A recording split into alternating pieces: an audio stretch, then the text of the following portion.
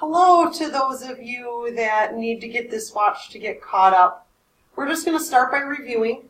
Y equals 2 to the x is our parent function. And so we are going to take a look at this and review. We did this in 5.1.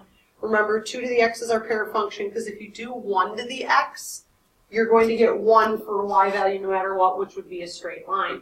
So I like to choose, you have to choose a minimum of 4 points. 5 would be ideal. 6 is even better because it gives more detail. So I'm going to choose 3, 2, 1, 0, -1, and -2. If we do 2 to the -2 power, remember according to our exponent rules, we need to flip that over, kick it to the other team. So it would be 1 over 2 squared, which is 1/4.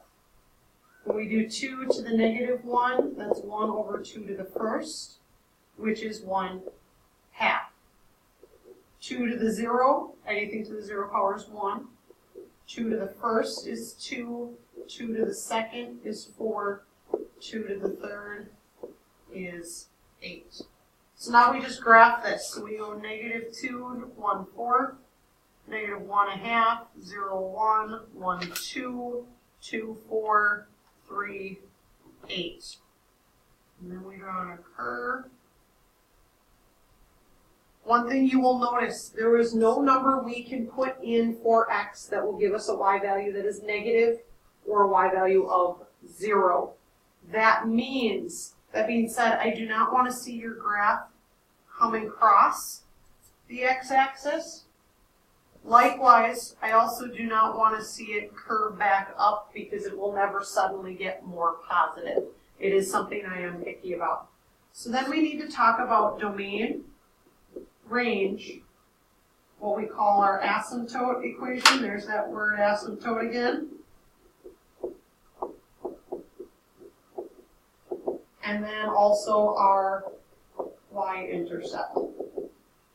So when we talk domain, the furthest to the left that this goes is -infinity, and the furthest to the right is positive infinity. You might be wondering if that's ever going to change.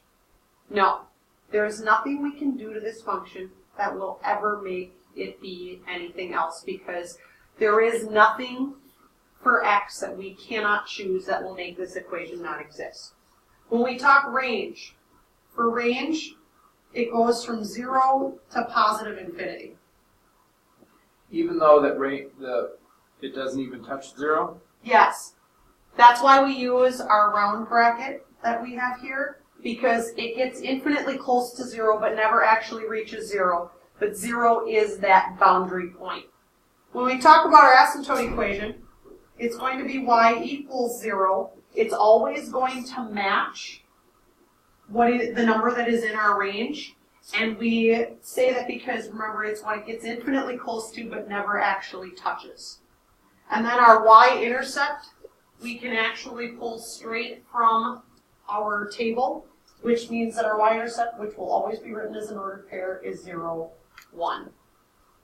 Looking at the next one, we have here y equals -3 to the x. The thing I want you to make sure you understand is that what we have there is different than -3 all to the x. If we take -3 all to the x, our numbers we get for y will oscillate between positive and negative, positive and negative, positive and negative, which is going to result in a zigzag function that just keeps oscillating, getting bigger like a sound wave. -3 to the x power, like we have in our equation, is like -1 times 3 to the x. So when we pick our values, we have to be careful. We don't want to use 3 because 3 to the third is already 27. So I'm actually going to get rid of this one, and I'm just going to use 2, 1, 0, -1, -2. So this is like the negative of 1 over 3 to the second, because when we have 3 to the -2, we have to flip it. And so this would be -1/9. Then -1 over 3 to the first would be -1/3. negative of 3 to the 0, which would be negative 1, the negative of 3 to the first, which is negative 3, and the negative of 3 to the second, which is negative 9. So if you see that negative out front, it means all of our y values will be negative. When we graph this, we got negative 2, negative 1/9, negative 1, negative 1/3, 0, oops, sorry, I'm going to try that again. We're graphing in the positive here. So negative 2, negative 1/9, 1, negative 1/3, 0, negative 1, 1, negative 3, 2, negative 9. One of the things we learned last unit was that if we have a negative out front, that takes it and reflects it over the x-axis, which is exactly what it did. That means that our domain, while still negative infinity to positive infinity, because that won't ever change, the range now, the lowest it goes is negative infinity, and it goes all the way up to 0, but still around bracket. Our asymptote equation is going to be still y equals 0, and our y-intercept, as we can see from our table, is 0, negative 1. So the question now comes of, if we have a horizontal asymptote equation of y equals 0, which means a horizontal line, the only thing that's going to get that to change is going to be a shift up or down, which is a change, if you remember from last unit, to our k value. So it has to be a plus or minus something. Now the y-intercept will change if we have a k value. It will also change if we have an a value, which is what we're looking at next. So we've got 3 times 5 to the x. Well, 5 to the second is already 25, so we don't want to go that high. So I'm going to stick with 1. So I'm actually only going to do 4 points this time. So I'm going to do 1, 0, negative 1, negative 2. So the first one is 3 times 1 over 5 to the second, because it's 5 to the negative 2, which is 3 times 1/25, which is 3 over 25. 3 times 1 over 5 to the first is 3 times 1/5, which is 3/5. 3 times 5 to the 0 is 3 times 1, which is 3. And 3 times 5 to the first, which is 3 times 5, which is 15. So we graph here negative 2, 3/25, negative 1, 3/5, which the nice part is we don't have to be super specific, super accurate, because we're cramming 25 units between those two lines. 0, 3, and 1, 15. So we go ahead and we notice that, remember when we did our quadratic function and we had an a value bigger than 1, it made that quadratic function, that parabola, grow really fast. It made it really skinny. This is going to take what looks like a ramp and make it really steep really fast. So our domain for this one is going to be still negative infinity to positive infinity. Our range is still going to be from 0 to infinity.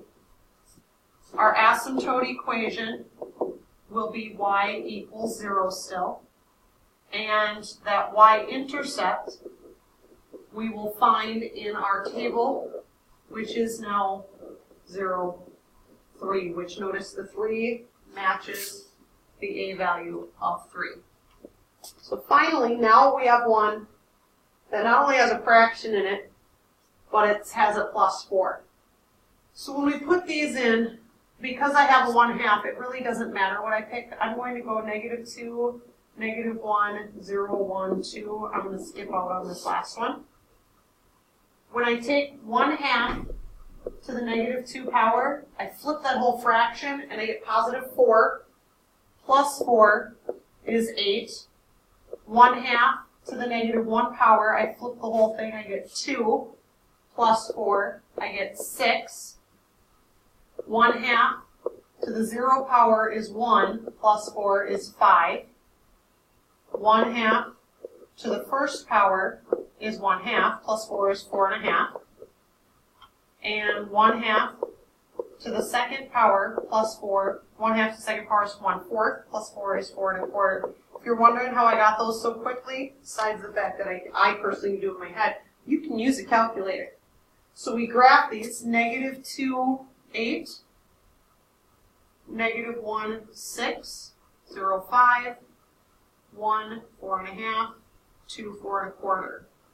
So now, that because it's a half, this fraction flip-flops it around, and then now our domain is still -infinity to positive infinity.